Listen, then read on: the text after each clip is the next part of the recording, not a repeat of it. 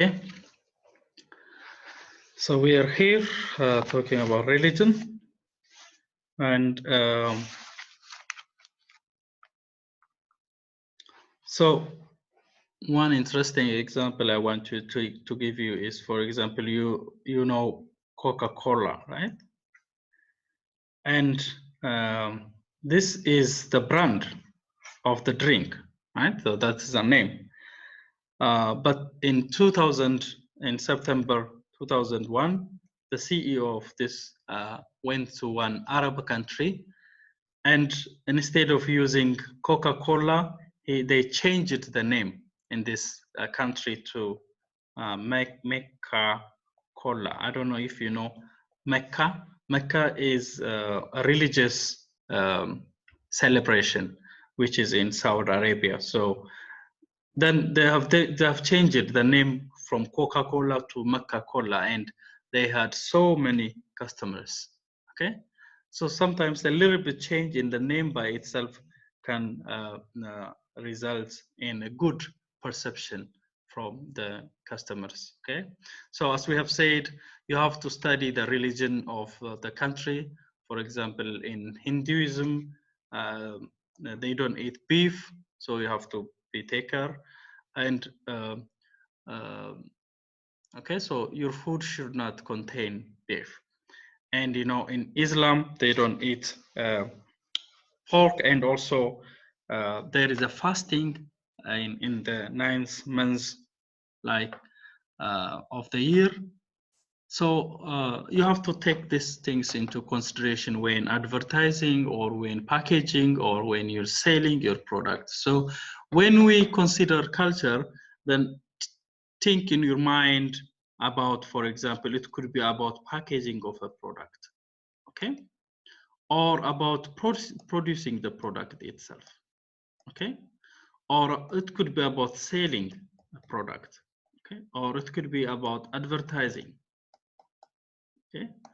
So whenever we talk about these factors that might affect global marketing, you can think of any stage of the product. It could be when the product is produced, okay, when the product is advertised, when the product is packaged, okay.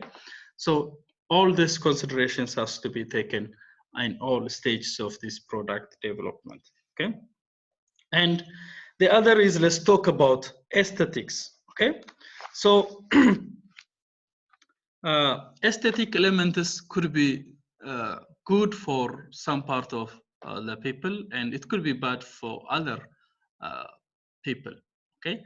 So aesthetics is a sense of what is beautiful and what is not beautiful, and what is beautiful is different from culture to culture, okay.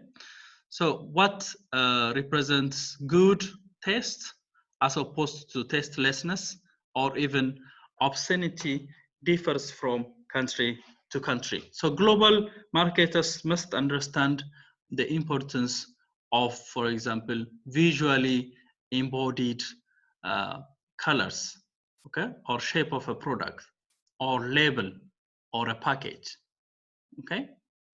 The color by itself, we'll talk about what colors, for example, are preferred by different countries in different parts of the world. Okay, so color by itself affects the perception of the customer towards our product. The packaging. So, for example, in the West, packaging is a big deal. Okay, which means they measure, or they judge the quality of the product based on its packaging. If the packaging is very bad, then they think that this product is not good. And if the packaging is good, then there is a perception by customers that the product is very good, okay? But if you go to other parts of the world, packaging might not be a big deal, okay?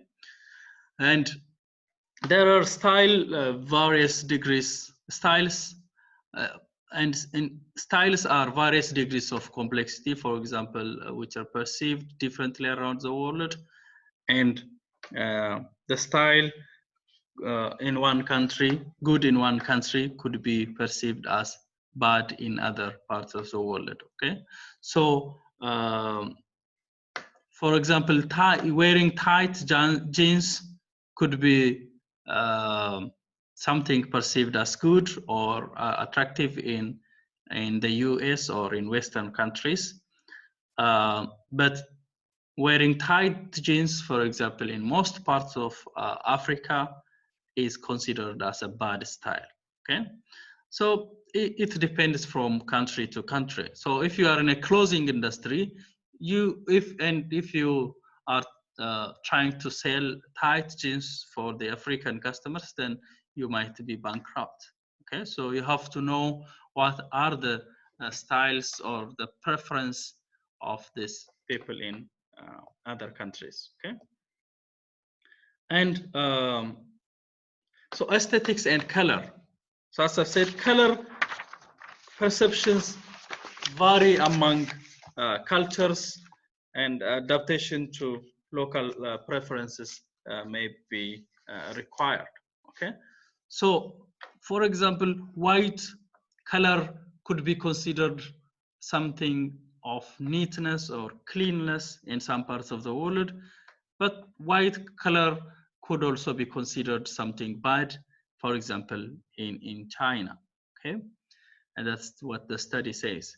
And black color could be considered something that you wear for a party or for some events, but in some parts of the world, black color clothes are for bad or for mourning or for funerals. Okay. So red color, the same thing. So for example, red is associated with blood, with wine making, with activity, with heat, okay, and with vibrancy in many countries, but it is poorly perceived, or it's not preferred in African countries.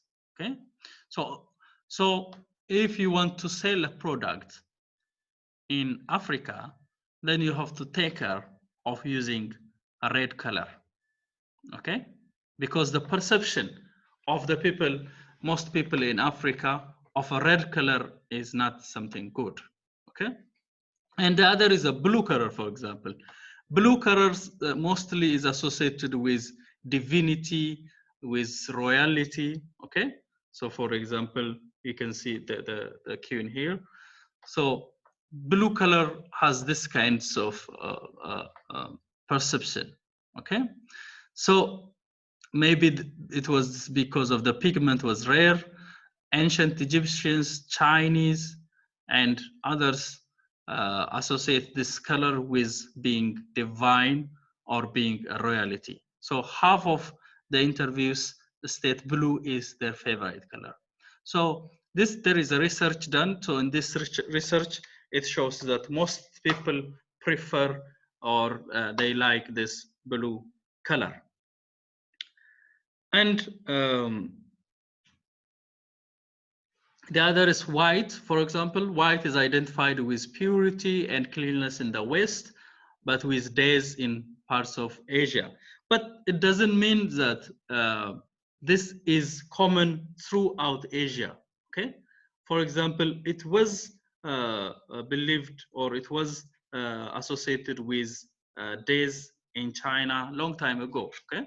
But now the youngsters in China, they wear white wedding dresses, and also in most parts of the Asia, white wedding dresses are common. Okay, so the belief that white is associated with days is now no more existent. Okay, so it doesn't mean the whole people believe that, but some people or parts of the Asian community might believe that white is not a good choice.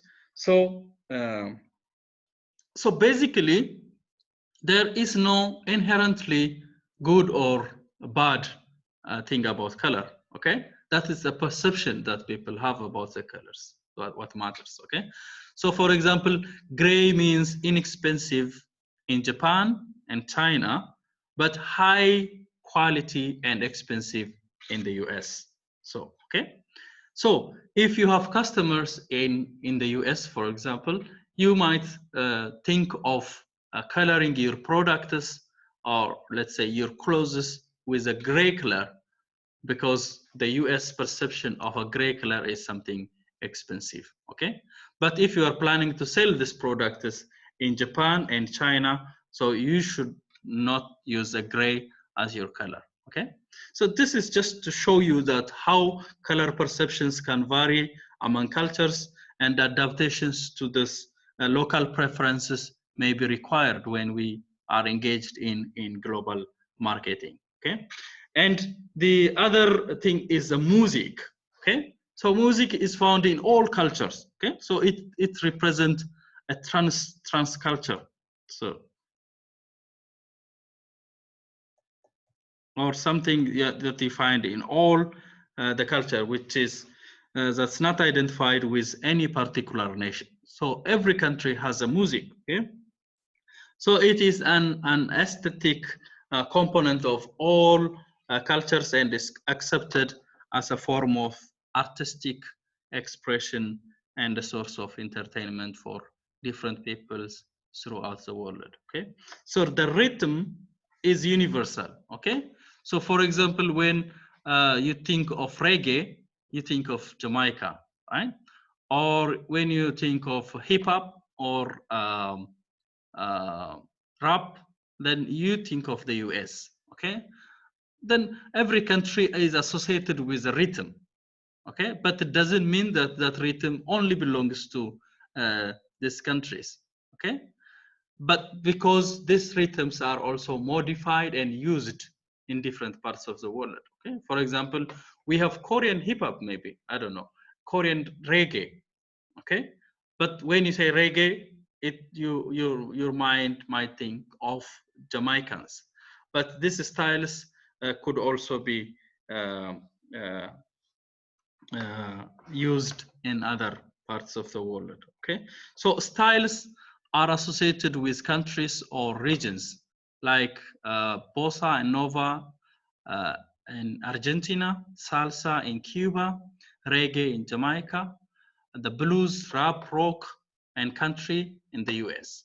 Okay, so understand what style is appropriate in advertising. For example, if you want to advertise your products in Jamaica, then try to use the background music as reggae music.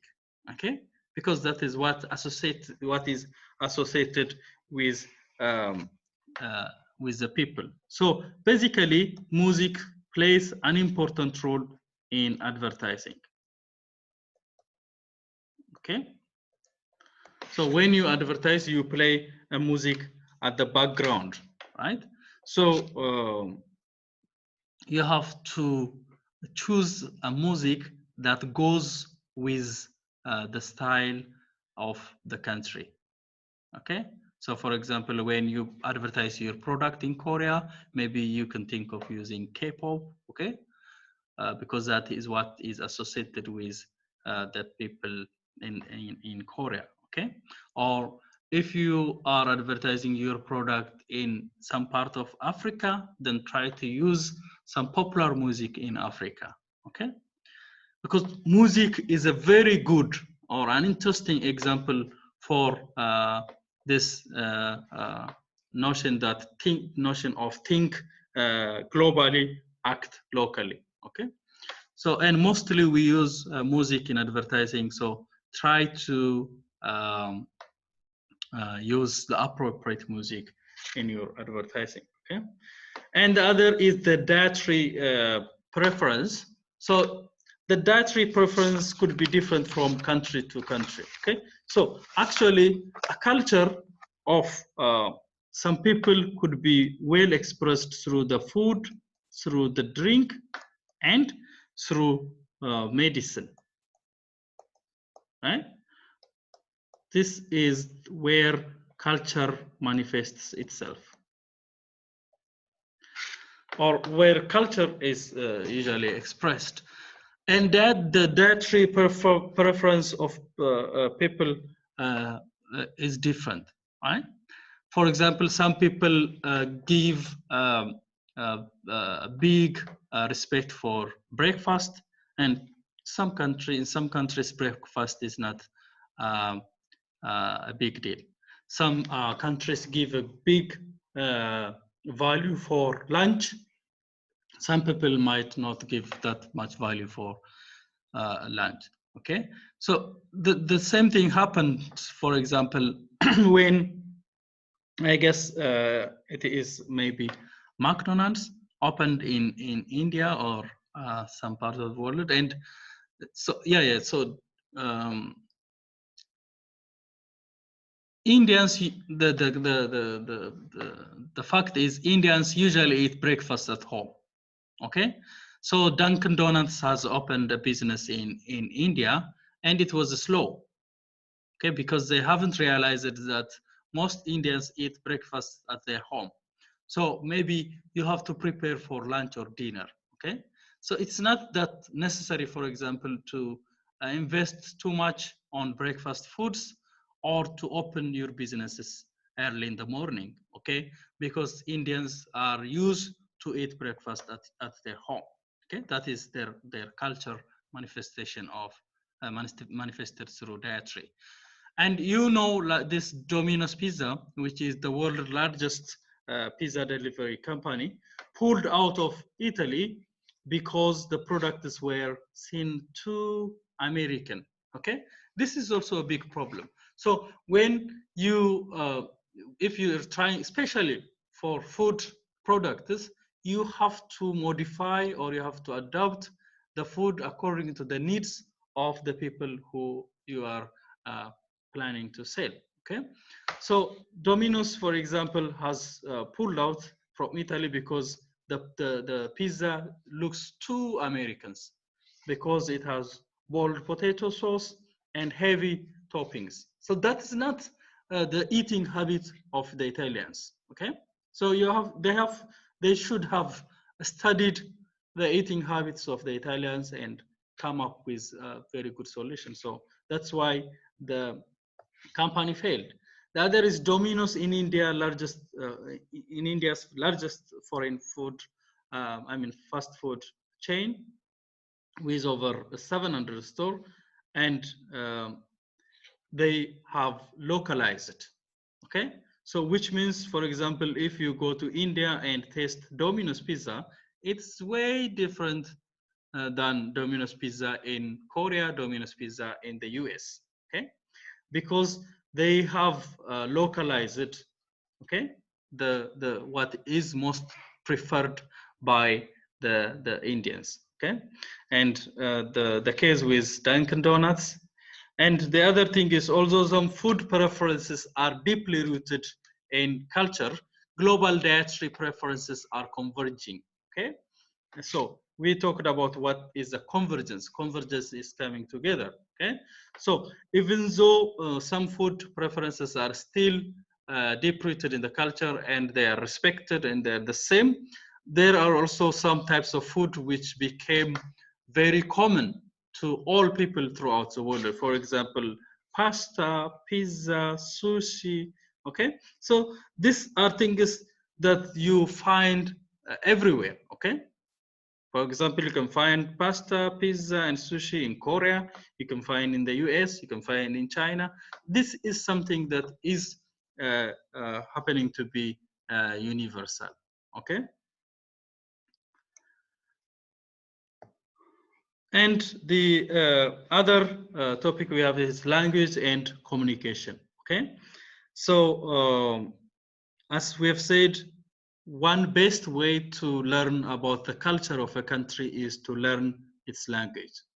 So through language, you learn so many things about the country. Okay, so you can learn or study language and literature, and you can very well understand, even without visiting a country, you can very well understand their culture. Okay, so there is semiotics, which is the study of science and their meanings, and this includes both spoken and unspoken language.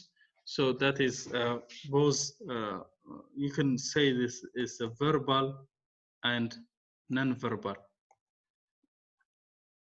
Okay, so unspoken language includes the gesture, the touching, the body language. Okay, and spoken language has four areas that we'll talk about. So, so the way the gesture, for example, hand gesture. If you go to most African countries, for example, this means no or it's impossible, something like that.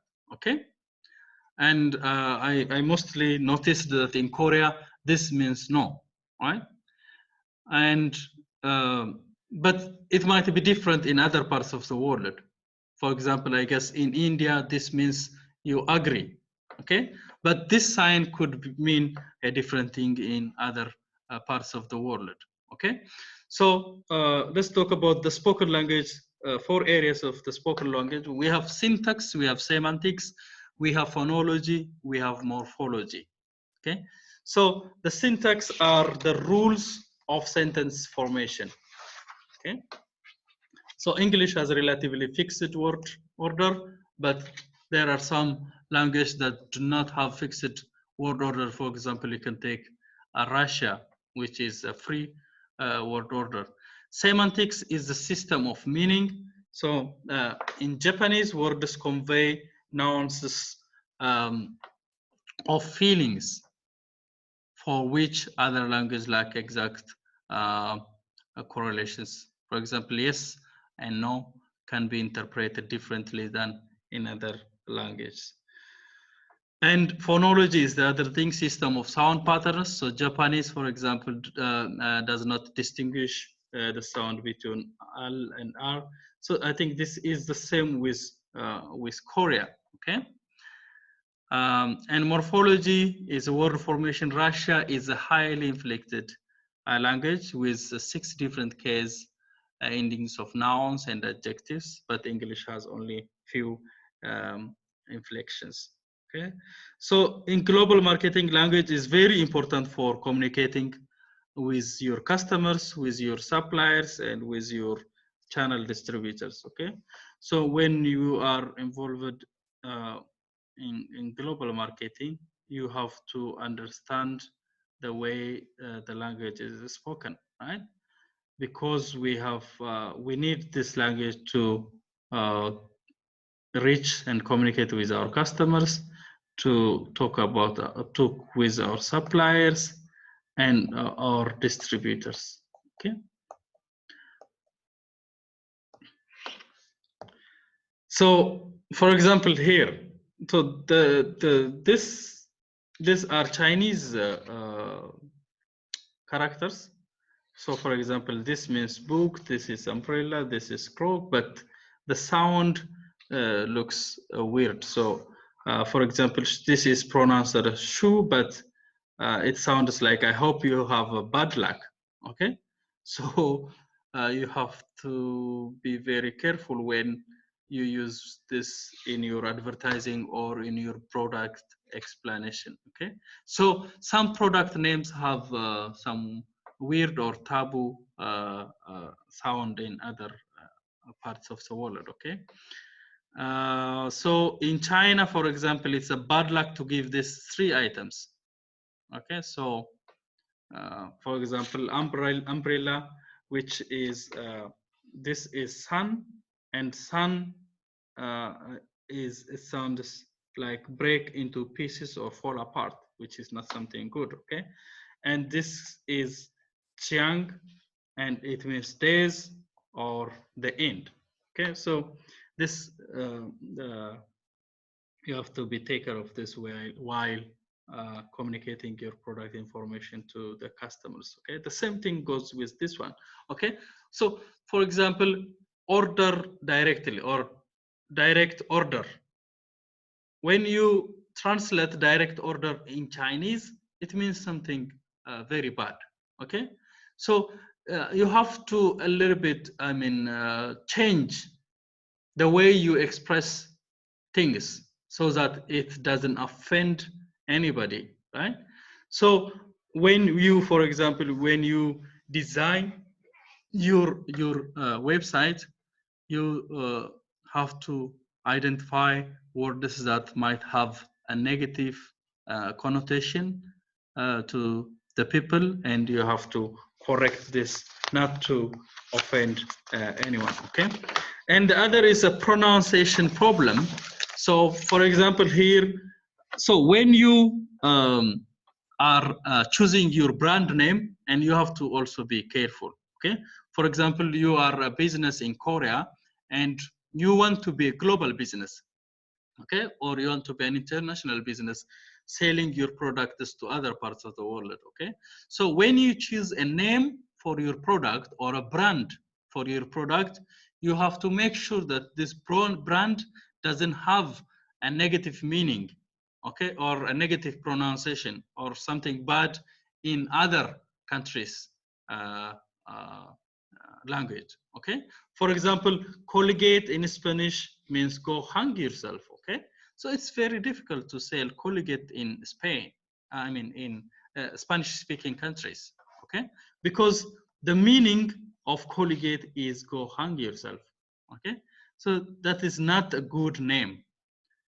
Okay, and for example, IKEA has hired, for example, IKEA, you know, a Swedish furniture producing company, has hired linguistics to rename products in Thailand because they had sexual connotations. So some of the products or furnitures produced by IKEA have these names that in Thailand mean something sexual. Okay, so they have hired linguistics so that this linguistics study the meaning of the words in other parts of the world, so that to give them appropriate names. Okay, so for example here, diesel. Diesel is a name that is chosen because it is pronounced the same in all languages, so it doesn't give any room for interpretations. Okay, you have to choose this kind of names.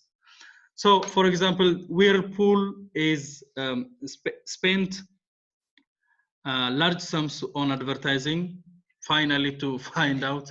So this company has invested too much in advertising, but finally they have found out that French and Italians and Germany consumers could not even pronounce the brand name.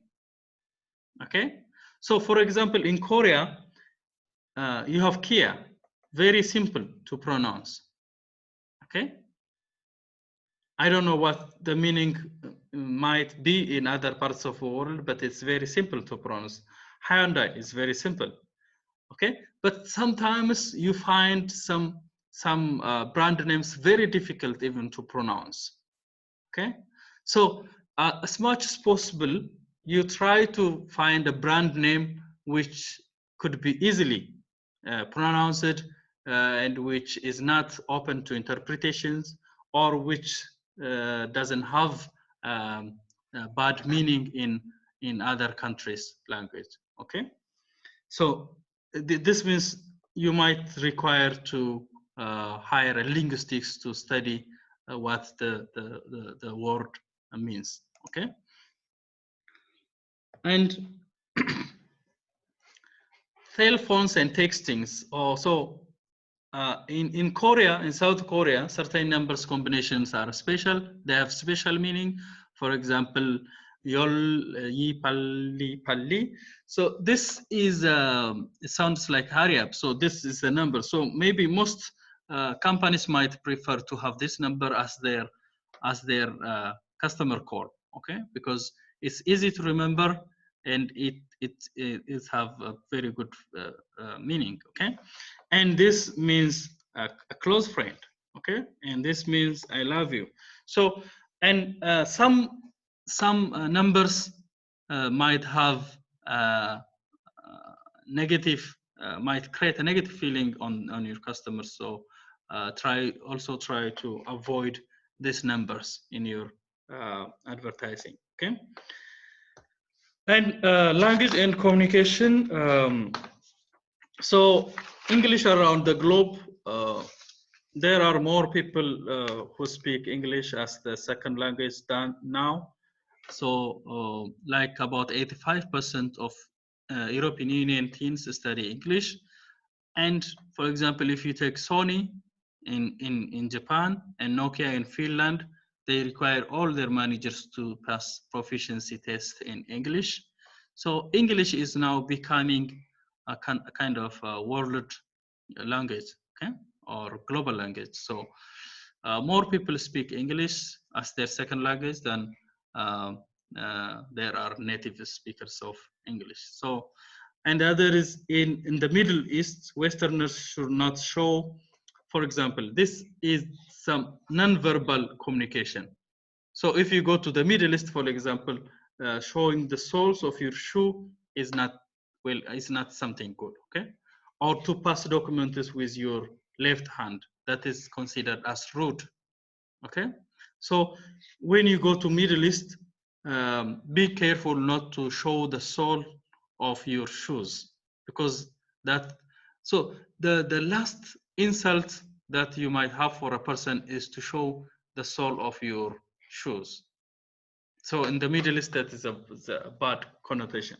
And for example, in Japan, Boeing has so many nuances, or bowing to your elders or your bosses is very common. So Asians place greater value on non-verbal communication than Westerners, okay? So in most of the Asian countries, non-verbal communication, or something that is expressed through gesture, has more value than in the West. Okay, so in the West, they don't give more value for non-verbal communication, because the West is mostly considered as very talkative people. For example, the US is considered as people who talk very much, I mean, too much. That is a perception, okay?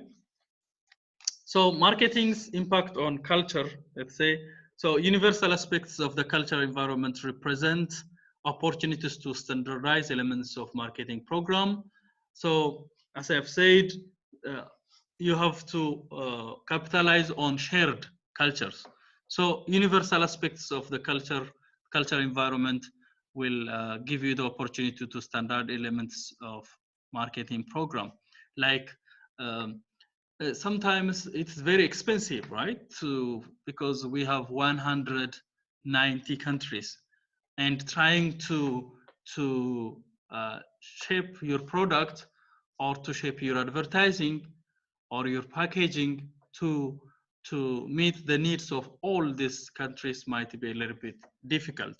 So what usually done by businesses is they try to focus on some shared cultures. For example, as we have said, Asians share some common cultures. So try to capitalize on that. And also, for example, the Western countries share some common culture. We try to capitalize on that. And also, okay, in the US and other parts of the world. So for example, increasing travel and improved communications have contributed to the convergence of tastes and preferences in a number of product categories, okay? Apart from the technological advancements, the travel and improved way of communication have also contributed to the convergence or the coming together of having similar tastes and preferences in a number of product categories. And non-verbal communication, okay, we have already talked about this, okay? Communication issues. So there are different ways of communications. For example, sequencing, okay? Sequencing means following the paths, like going from point A to point B, okay? When you discuss your points. This is common in Asia, for example, okay? And phasing, agenda items are discussed immediately or after the parties establish a rapport. So, for example, Americans went to go it alone, so maybe outnumbered in negotiations. So Americans mostly are outnumbered in negotiations because Americans usually just immediately go to the point, okay? So this gets to the point is the American way of communication, Okay, just mentioning the point and finish discussions or negotiations. Okay, so according to these experts of international negotiation, Americans are outnumbered in negotiations because they just go to the point, and sometimes it's not clear. But mostly in Asia, for example, they build up arguments, and the report is usually presented at the end. Okay, so they don't directly go into the point, get into the point, but they try to build up their argument and finally point out what they want. Okay, and McDonaldization or McDonald, you know McDonald, right? So McDonaldization. Sorry for the pronunciation. Okay, McDonaldization of culture. So this is there is one French um, uh, sociologist, so that is very angry with um, America forcing, or the Western trying to dictate their culture on other people. So many people resent the breaking down of cultural barriers that occur when global firms expand into new markets. So this person was angry because his child was asking him for McDonald's and most of this Western foods, and he was not happy about that. Okay, so eating is at the heart of most cultures, and for many it is something on which much time, attention, and money are lavished. So in attempting to alter the ways people eat, McDonaldization poses a profound threat to the entire cultural complex of many societies. So some people are very angry that their children are addicted to McDonald's, not their own cultural foods. Okay.